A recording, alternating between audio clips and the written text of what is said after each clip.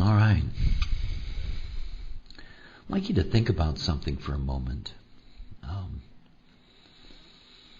I think one of the most powerful words that we have in human design in terms of,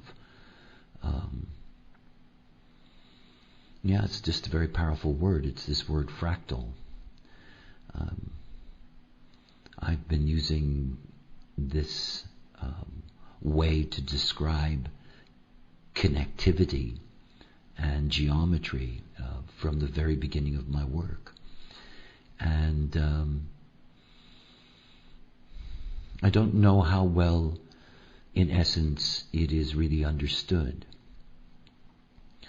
The first way to imagine it is to put yourself at the center of the universe. I mean, that's where you can begin. And what I mean by that is stand yourself in the center and then look at those around you that are closest to you. Your parents and siblings, your family, if you have one, your friends, your colleagues, those people that you deal with regularly, those people that are very much either a part of your present or have been a part of your past. And then, as you gaze at that, sort of put all those people in a circle around you so that they each have their own space in the arc of that circle. And there you are, surrounded by all of these primary forces in your life. And then think about each of them being, in their own way, in the same position as you. In other words, that each of them have a zone around them, and on, and on, and on, and on, and on. You know, it's a game that is, I mentioned it in another class a while back, talking about fractals, this Bacon factor. You know, who do you know that knows someone who knows someone who knows someone who knows someone who knows someone who's very famous, as an example, this kind of chain of connectivity. This is a fractal line. You who know someone who knows someone who knows someone. You know, it is a fractal line. That's really what it is. And it's something to grasp, you know, because it is, in essence, the only place where we can actually find true hierarchical.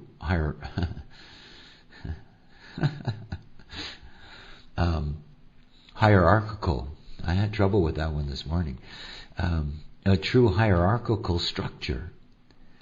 It is there in the fractal. Now, there are certain ways that you can already see that. That is, for example, the fact that you've got 2 billion people on the planet that cannot read or write. You already know that they're in a different place in the fractal from the center of the consciousness field of the planet. They just are. And there is a hierarchical structure that is there. It is rooted in fractal lines. And it is rooted in fractal lines because, in fact, it is the fractal line that is the chain of information. And it is the chain of information when you begin to see it as crystal. Hopefully, we'll see.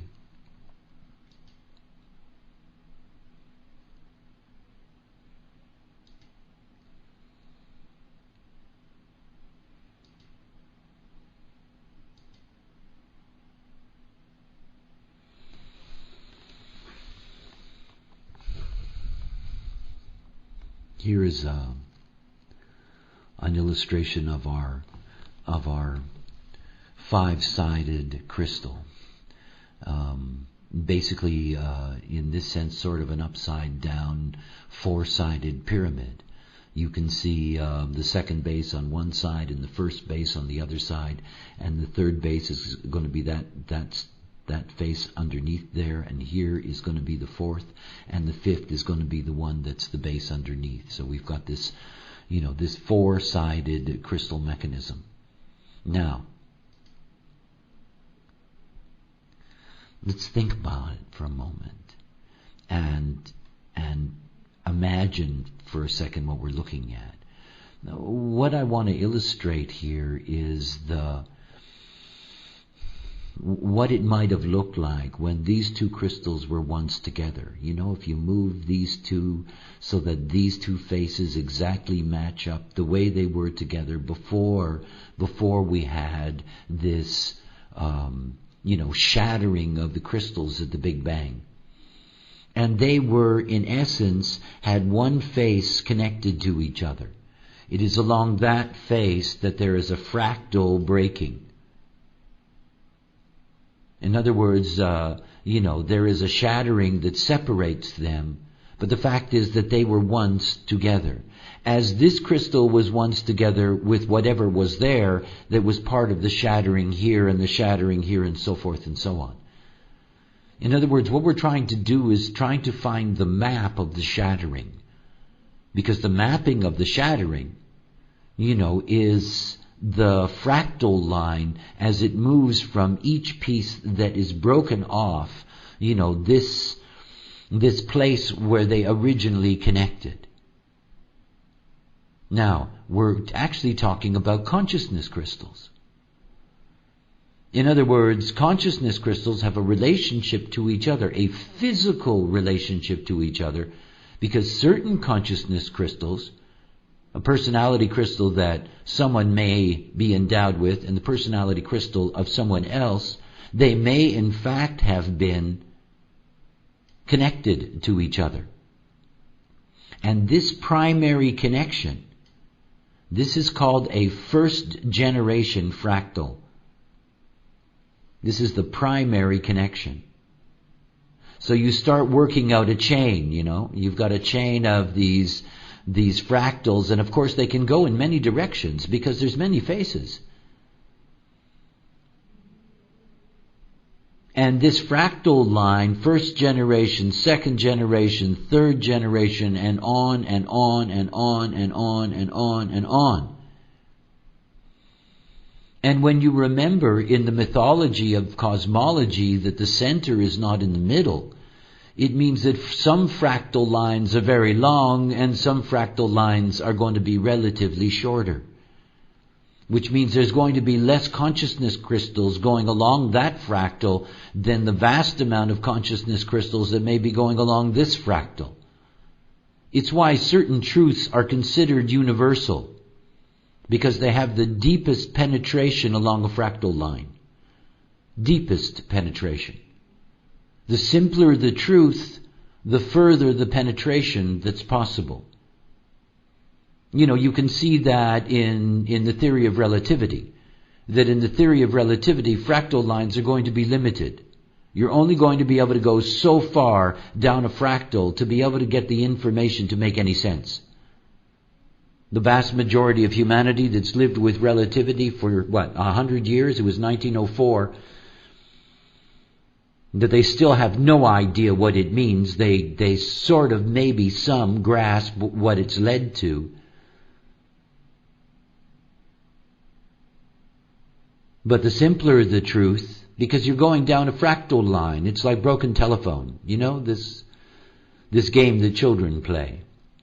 When you start off with a message, and by the time it's been passed along from one child to the next, by the time you get to the 10th child, you don't have a message anymore.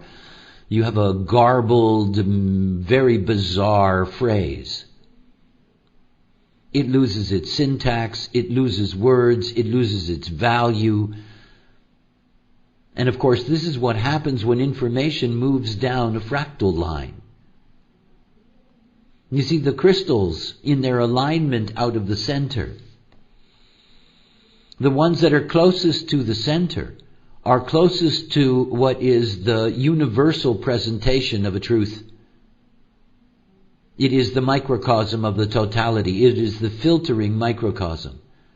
And obvious, what is closest to it gets the purest information from it. That is, they belonged to each other. They were once one. And there is a bridge here. This bridge This bridge is, in essence, what Fractal is all about. It is the bridging of the filtering of consciousness, moving through crystal by crystal, and trying to maintain the integrity of the communication as it moves down the crystal chain, along the fractal line. This is why we consider that the most powerful marketing in the world is, word, one person to another. Direct personal transference of information. And that person is going to be receptive. This is this movement of information, word of mouth, running down a fractal line until it becomes nothing more than a slogan, and nobody knows what the slogan means. Because that's what it means to go down a fractal. You're going down a fractal. Down. And you can see what happens in the way in which that works. You happen to be a human design professional, and somebody comes to you. This is somebody that is on your fractal, whether it is first, second, third, fourth, fifth, sixth, seventh, whatever the generation is. They can go into the millions. That person is there on your fractal. And it's going to be relatively close if it's going to really take in the information. And then that person is going to pass along to whatever its connections are, what happened to it in that reading. And those people are going to have it as second generation information, and some of them may pass it on. And you can begin to tell right away that by the time it gets to the fourth or fifth person in that chain, whatever human design was to the first person, whatever the information was for them, it has been broken down further and further and further until it loses meaning. So that you get people that have heard the name human design, but quite frankly have no idea what it means. It's one of the reasons, for example, that I stress to professionals that they focus on the phrase decision making, how to make decisions as yourself, because that is something that will survive that movement down the fractal. And if all that somebody is left with, fifth, sixth, seventh generation down the line, is that human design, something about making decisions as yourself or how to do it, then there's a great deal that's actually been accomplished. More often than not, it'll end up with a fifth or sixth person with some kind of, really mixed up understanding. I've heard all kinds of variations on it. Don't want to get into that. I just want to express, the nature of fractal, the way the fractal process operates. It's why it's so important that we have, this decision-making mechanism. I mean, most of the time when people think about strategy and authority, they're thinking about their own development. They're thinking about their own transformation. They're thinking about the potential that it's going to bring into their lives. And though obviously there is truth in that, in a sense it is, egocentric and denies what is the reality. The reality is that our life is determined by those around us. It is. I mean, if you are absolutely correct in a world in which the beings are not correct for you, yes, you get to live out your correctness, but it is not going to be pleasant. And it is going to be filled with dilemmas. Because you see, everything about operating correctly is beginning the process of being able to align oneself to one's geometry and to be able to free the mind. And in those two things, to be able to allow the vehicle and its intelligence to decide who belongs in your life and who doesn't. It's about fractal lines. It is about having those in your life in which communication is something that can be successful. Because all of this is about the communication of cognition. I mean, theoretically, the center crystal carries the fundamental program, the consciousness program, distilled into its microcosm. And out of it comes this filtering process. It is a crystal after all. So it streams the consciousness field through 5 different facets. Each of those facets out of the center become the primary fractal lines. And of course, once they reach the first generation, this begins to multiply exponentially. The fractal lines keep spreading and spreading like a web, further and further and further. And as the program is filtered through the center crystal, as it is streamed through the 5 fractal lines, we have these 5 dynamics that move through the consciousness field, streaming along these lines. It's fascinating to think of us, if we could strip away our vehicles and only see our crystals at play, to begin to understand that we are always aligned on fractals, but we're not necessarily in the right place. We have a natural connection, a natural geometry to our basic fractal lines. Now there's an assumption here, and I wanted to put this assumption in front of you. The assumption is that if these faces were originally meeting each other, that they in fact would be identical, and so if this was, let's say, the second base, that it would always be breaking off from a second base. It looks that way, but it's not that way. There's something very, very interesting about fractal lines, and something in fact that I've never revealed. That is, it's part of the deep work underneath what is taking place in rave psychology and PHS. Rave psychology and PHS begin with tone. And the chains that I work with in rave psychology and PHS are tone color line chains. But obviously there are base tone color line chains. And by the way, the reason that base is not incorporated into either psychology or PHS is that, the function of the body graph and the illusion begins with tonal architecture. But we've already seen, of course, that the base aspect is what's, establishes the dimensional environment in order for all of that process to take place. But when you begin to examine the geometry of base to line chains, you begin to see something that is absolutely fascinating about them. That is, the base of the design is always one ahead of the base of the personality.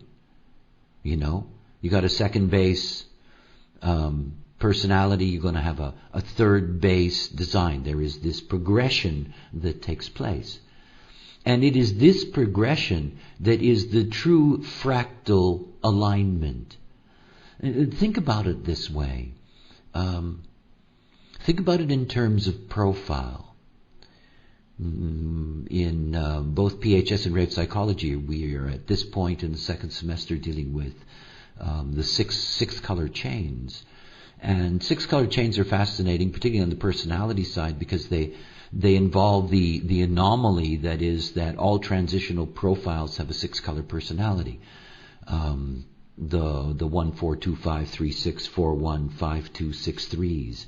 They all have this 6-color personality. And of course the transitional profiles, if you see profile as a helix, that is, if you see profile as a progressive spiral moving upward from the 1-3 to the 6-3 to the next 1-3 to the next 6-3, that basically what you're looking at is that these transitional profiles, which are smaller in arc, are less as a result in population, that these are the bridges that hold together what is the spiral of the progression that we have through profile.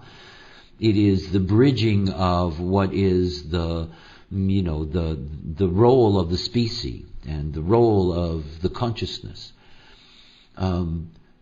Here, what we are looking at the deepest level is the same process. That is, there is a bridge here. That is the bridge between, this fractal line, this shattering line, I should say. This bridge that is going to be this bond that is always going to be there.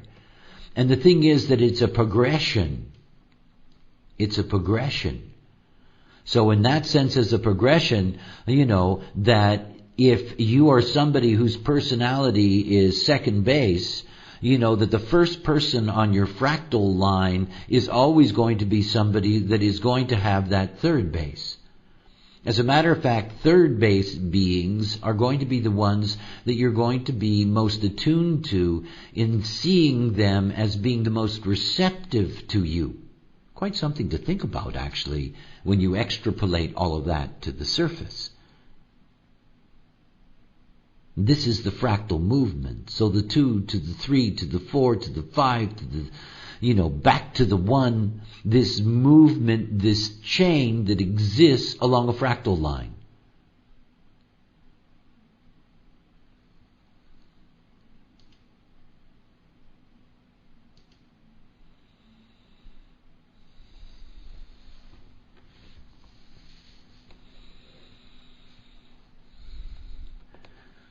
When you think about it in that way,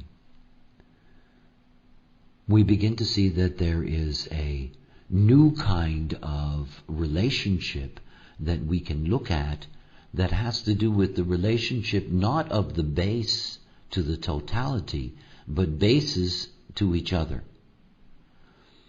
And of course, when we're thinking about bases to each other, if we go back for a second and we look here, let's say that we start off with the reactive, the first base, and we know that what it's going to meet, that is what is going to be important for it, is going to be that second base. The integrative. So, we're going to have this movement that's going to be taking place, that is the movement that's going to go from one to the other, and that this is the ideal way in which they meet each other. In other words, it's here. And all of a sudden, you see a new relationship that emerges, and this new relationship that emerges that compensates for what we've already seen. I mean, it's so impressive the way the mechanism works. We've talked about, and I've talked about, how there is this natural cutoff from each corner. The corner can reach, one or the other of the corners closest to it. And it integrates automatically to the center. But it has no direct way of reaching the other side. None. But now we see something else. We see there is a way in which they meet. But they don't meet within a being. This is the primary fractal line. Do you get it? How perfect that is. You see, you cannot reach it within the form itself. Whatever crystal, whatever base that you happen to have, your base is always limited to to the 3 other bases that will align to it. But there's always one.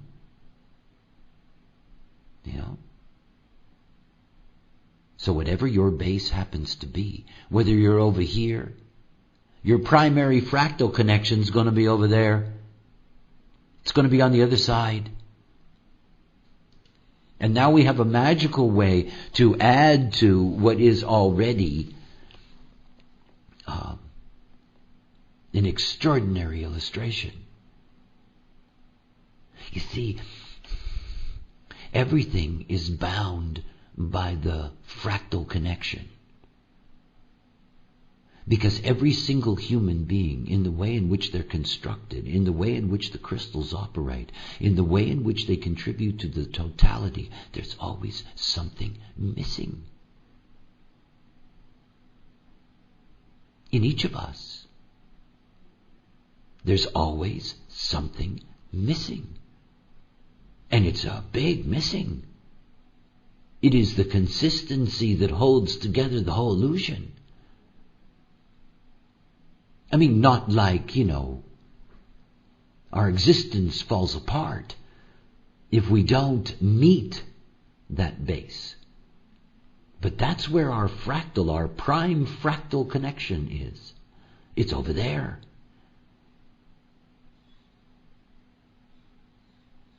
And then the whole dimensional program is pulled together. It doesn't simply operate through a single being. That every single being that carries this construct, their relationship to the other is already determined. Already determined. And there's your fractal. It goes all the way down the line. And the density of the illusion goes down the line. But have you noticed how different the Maya is in different places? I mean, we have a very, very, very, very, very dense Maya. Us privileged Western people. We have this enormous amount of detail in our Maya. But there are so many places on the planet. There are, billions of human beings who are not on the web, don't have TVs, probably don't even have radios, have no idea what's going on in the world. You have no idea. None whatsoever. Their Maya is deeply, deeply limited. I mean, Maya is a construct. And you see, it is the movement of communication, information. Everything about these crystals that we're examining. I mean, we have to see them in their magical context. Because I think it's the only way to approach them. I mean, after all, this is where consciousness happens. This is the filtering instrument of consciousness. It's a filtering instrument. And all of these crystals together, the way in which all of this is organized, and all of it organized back to a primary mathematical grid. So interesting, yesterday in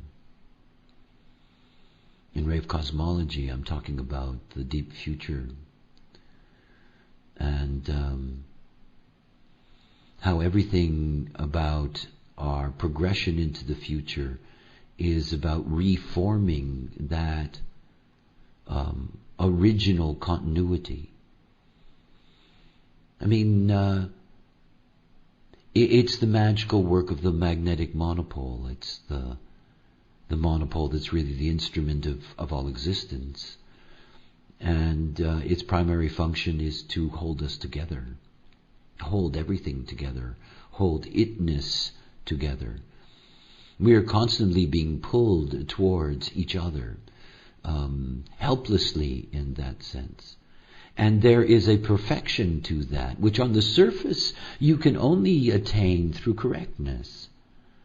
Correctness ultimately leads to discernment. That discernment of, who you can communicate with and who you cannot communicate with. I mean, one of the subjects that is least discussed in human design is outer authority. I mean, it is, it's really basically ignored. In many ways it's an essential ingredient because our great battle is with mind. And of course mind as the decision maker has to be stopped. That this is not what mind is about. But from the very beginning of my teachings of authority, this is a dualistic system. There is an inner and outer authority. Inner authority is personal and outer authority is transpersonal. It is what we communicate to the other. And when you begin to grasp fractal, you have to begin to see that the whole dilemma of the fractal line is that outer authority is homogenized and distorted, which makes it even more difficult for truths to travel down those lines. It's people wondering about, why there is such a connection to fame, movie stars and rock and roll stars. And it's a very easy thing to communicate down the fractal. A catchy tune, a beautiful face. The fractal is, the fractal is so deeply homogenized because our outer authority is distorted. See, when I talk about the transformation of mind, that is the goal of being able to release the passenger from its responsibilities in the life so that it can become the true seer that it is. But that seeing doesn't mean that the gifts of that sight are somehow a personal and only a personal process. They are not. Awakeness is not about silence. It cannot be about silence. Awakeness brings the vocabulary and purity of delivery to express essential knowledge, whatever it may be. Outer authority. This is why fractals exist. They exist for communication purposes. This is moving the information along, and moving it along through similar filtering agencies because they happen to have a geometrical relationship to each other. Holding on to that thin line of the fractal in the hopes that the communication that originates at source can move through all the way down the line.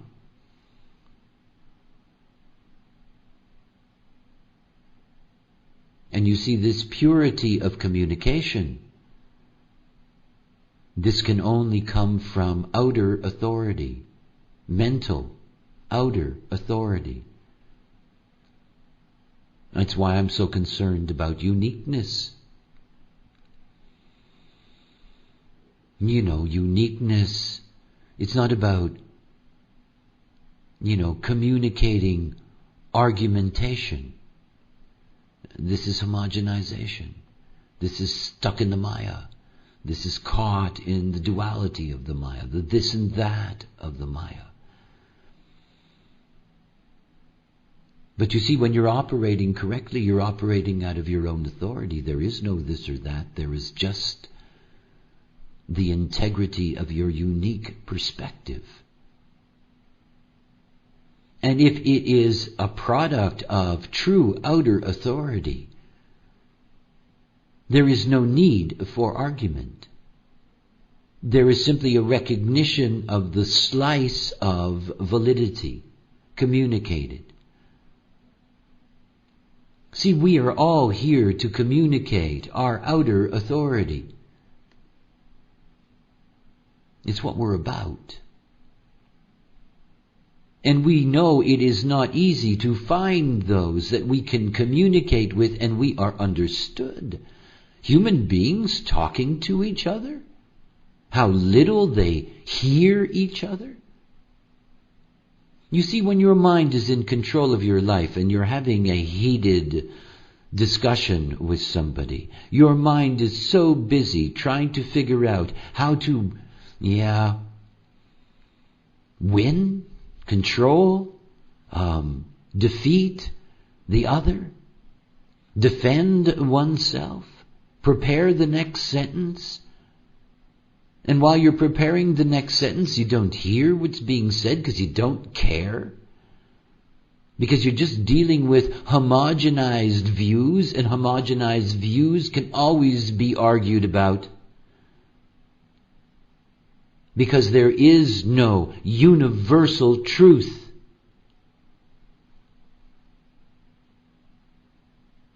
There isn't. It's a myth. There are universal, homogenized acceptabilities. Truth is unique. It's just unique. And it's not about saying when someone, receives outer authority and that person tells them something in that outer authority that does not have to become their truth. It is simply something that has been communicated. See, we don't understand that kind of communication. We don't.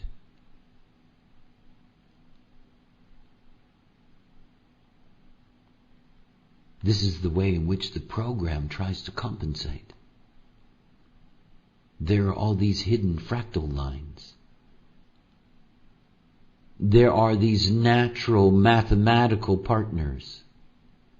It doesn't mean they're there to be your lovers, your friends, but they are certainly going to be those forces that when you communicate, they hear it. They hear it.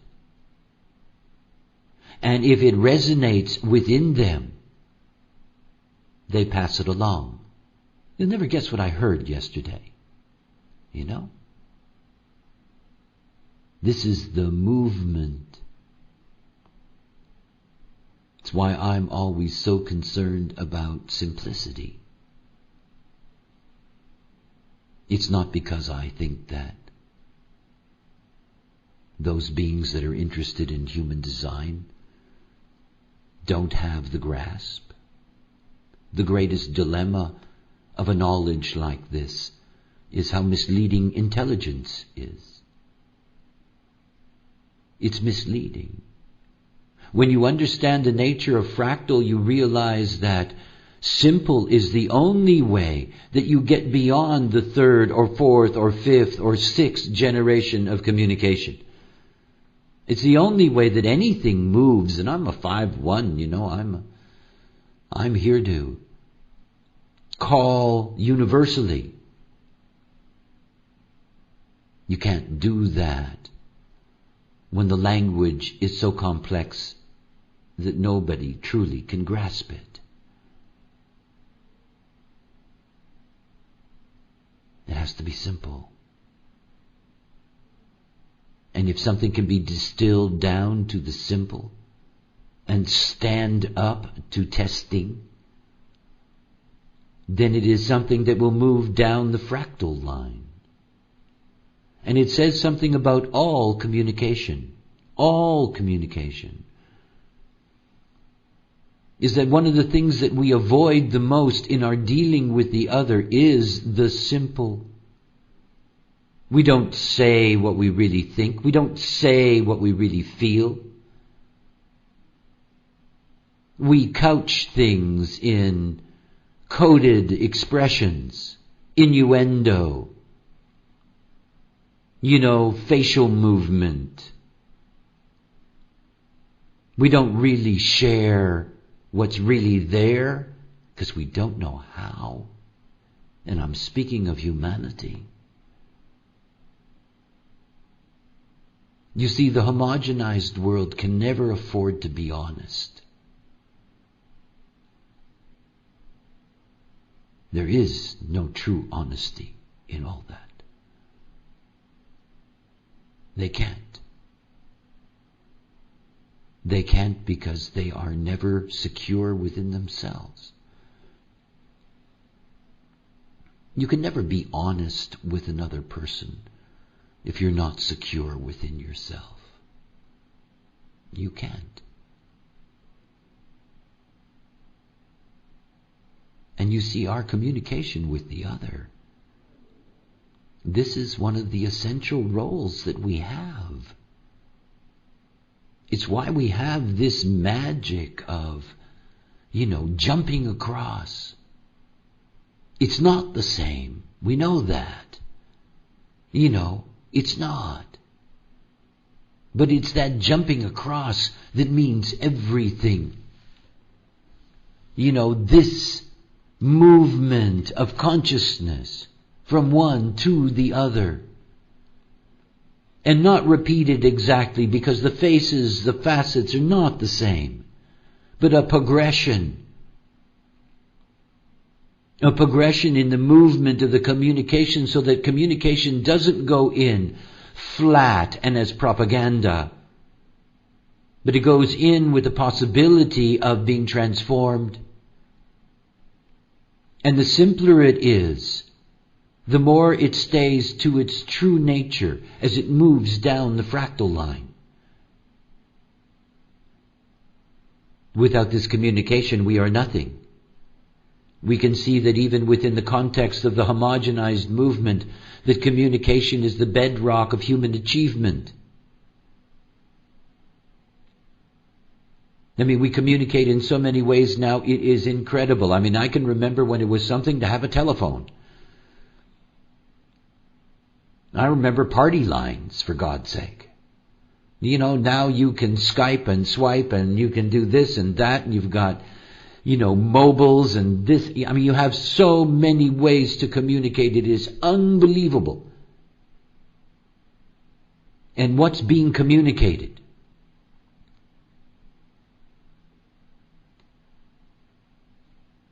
And homogenization is not dumb. The most powerful homogenized themes have been simplified. Left, right, I mean that politically. We just simplify things, so that it can go all the way down the fractal line. Enemy, friend, go right down the fractal line. God, yes, right down the fractal line,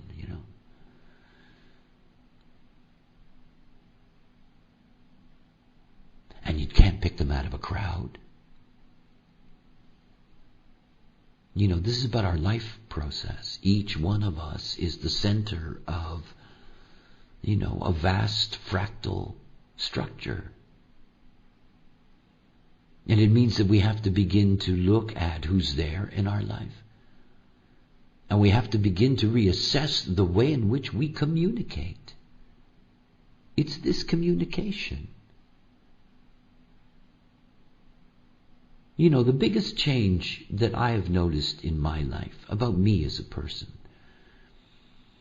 is that when I was living my not self, because I was dominated by my open emotional system, I rarely said what I really wanted to say. I'd bite the bullet to avoid the confrontation, but to avoid the truth. The truth. It is one of the things that I notice about me as a being through all of these years now. It's just I say what I say. I don't think about the consequences or whether somebody's going to like it or not.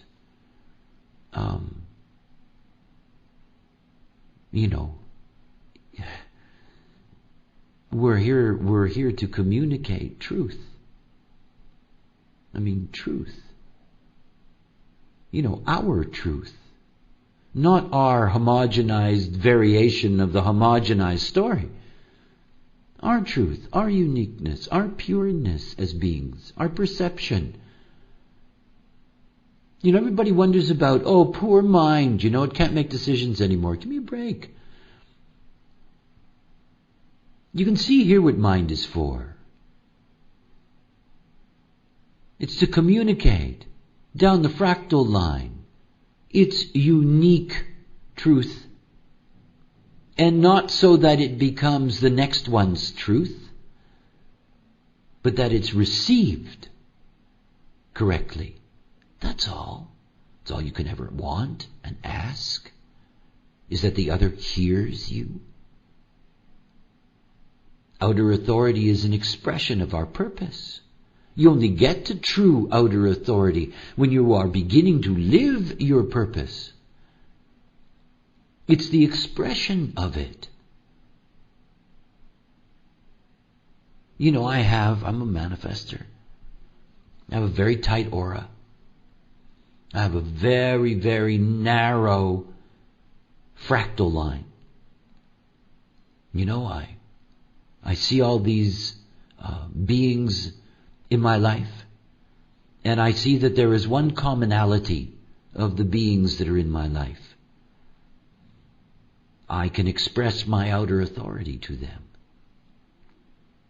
I can communicate with you. We don't chit-chat. This communication is at a very sophisticated level. It's very pure. It's beautiful to be able to do this. See, this is what my fractal line is about. If you're not there to hear me, it's, you're not the point, so to speak. My job as a being, my job through whatever is my process, my purpose, is to make sure that there's as many beings that I can communicate to as possible. And after that, it's on their fractal. It's on your fractal. It's not me that's responsible for this huge growth in human design. I don't know where these 200 people a day come from who go to the newcomer zone. We've never seen that. I don't know where they come from. I do know that they're the byproduct of fractal lines through everyone who's met design. But I also know that these are now beings that are third, fourth, fifth, sixth generation down the fractal line, hearing from somebody who heard from somebody, whatever the case may be. This is the wave at work. It's the way information moves. And you see, however hard I work at simplifying the language of this knowledge, it's still deeply complex. And that in turn for you in the movement of this knowledge, to be able to maintain its simplicity through your own expression, so that it goes further down that fractal line, because the expansion of your fractal line is the expansion of, your commercial life, your life as a professional in this business. And it's all about outer authority. It's about what you say. It's about who you say it to.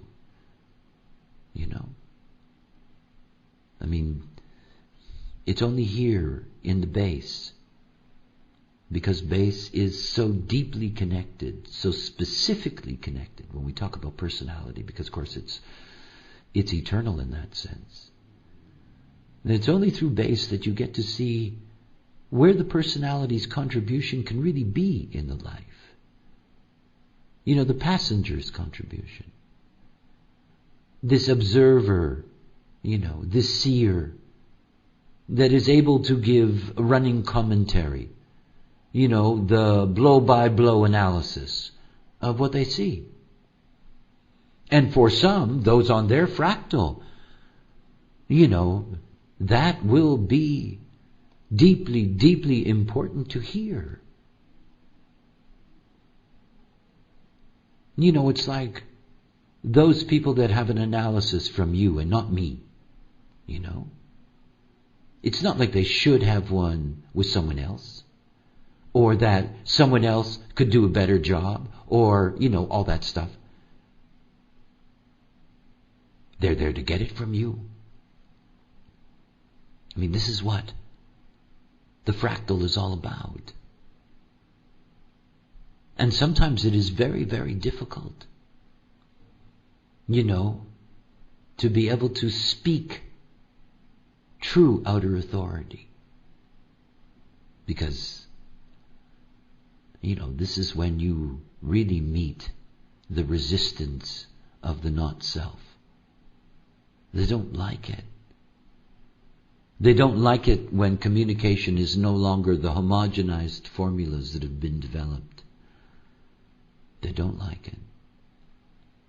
They don't like it when a human being speaks from an authority that has nothing to do with their homogenized authorities.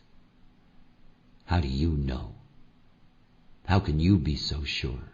What gives you the right to say blah, blah, blah?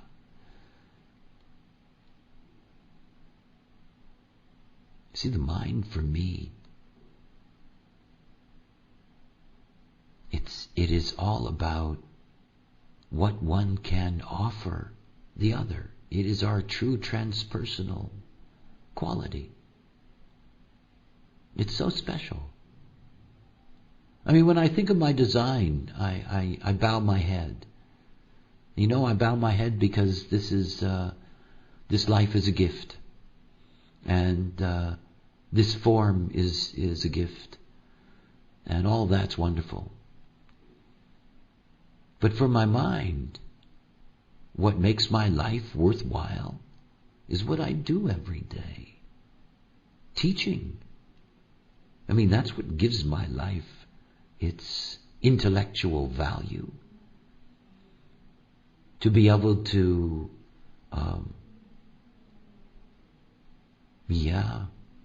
to be able to express such exquisite mechanics.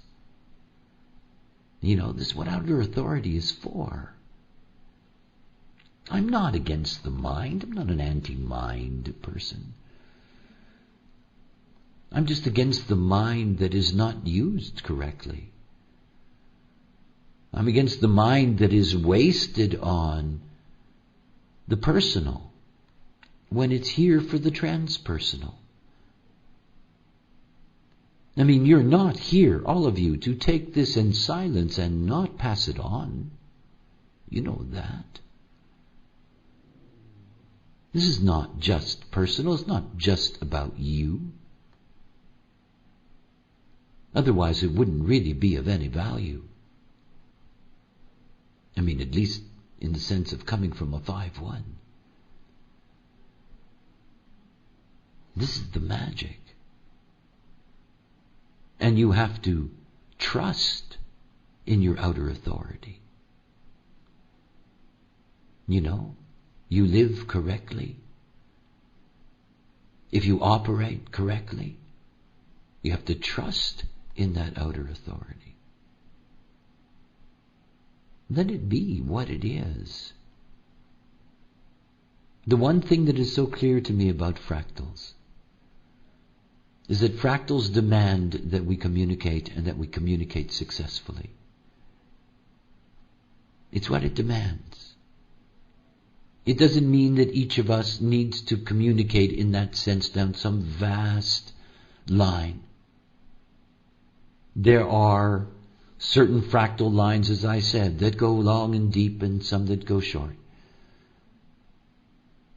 And if we bring it to the true surface, our lives, what we have to go through in these bioforms. To begin to see that this is the basic binary. To operate correctly according to our inner authority, and to communicate with others according to our outer authority. I mean, this is the whole movie. Fractals, bases. And what is so interesting about it is that when you see the sum total of the dimensional field, the form dimensional field that we see here in this illustration, that in essence all of it is solidified and concretized through communication. It is this acoustic bonding. Imagine what it would sound like if you could hear human chatter taking place right now, globally. Wow, what a sound. What a frequency. What an incredible frequency. Right? The sound of all the voices in Shanghai, as they get ready for dinner. Wow, what a sound. This is what we're about. And of course it's distorted and homogenized, that global voice, that global outer authority that is a mixed bag, that the outer authority can only be used to express what is in fact the not-self mind. And you hear all that gibberish that comes out because the not-self mind creates all of those problems.